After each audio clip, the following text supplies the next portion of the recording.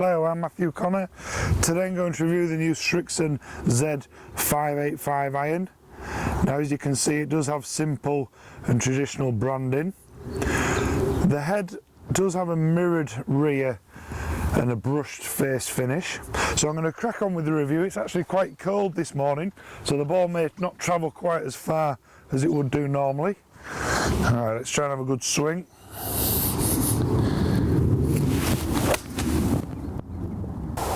Oh yes, that's a great strike and a nice flight and a lovely soft feel, and I would say that's down to the forged head.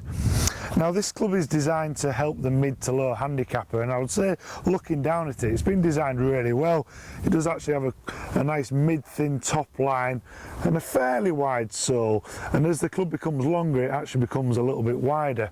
So now it's the creative bag time. Let's see what shot I'm going to select today. Oh, heart sinker, low fade. It's a bit of a shame, but here goes. Let's have a good attempt anyway. Not one of my favourite shots.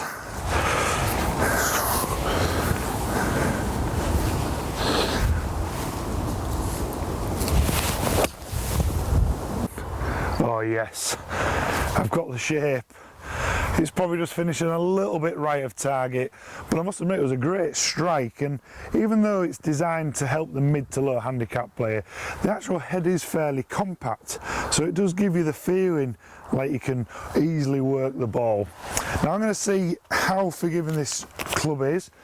Now, unfortunately it's a bit cold, and so I feel like I'm going to get a nice finger stinger today. Now, I'll put my left-handed face tape on as normal. I'm going to try and hit this one off the toe. Right.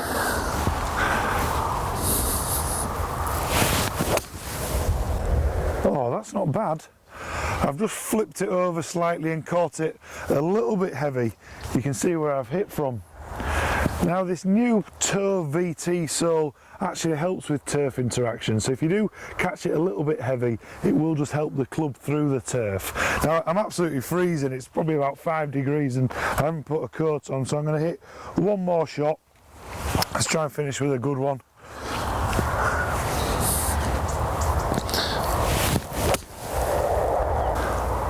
Oh yes, that's a good one to finish with.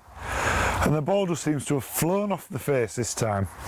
Now, the actual face is laser milled, which helps with control, and you can maybe see in between each groove it's just slightly roughened, and this just helps to enhance backspin. Plus, behind the face is this speed groove which helps the face to flex and helps with ball speed. So now I'm going to check the readings. Even though it was cold, the overall distances are long. The launch angle is normal for me, but the spin rate is low. This will still produce a neutral ball flight. What I was using was the new Nippon Zelos 7, which feels light but stable, and SRIXON do give a good array of shafts to try.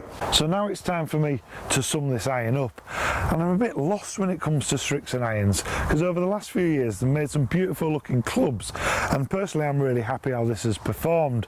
It reminds me of a few years ago, a recently retired chap came for a fitting with me, and all he wanted was a set of pings, and we're halfway through the fitting and they just weren't performing for him, and so I actually got a SRIXON iron and he just ripped it straight away, but he was umming and ahhing whether to buy them or not, as he just had pings in his head.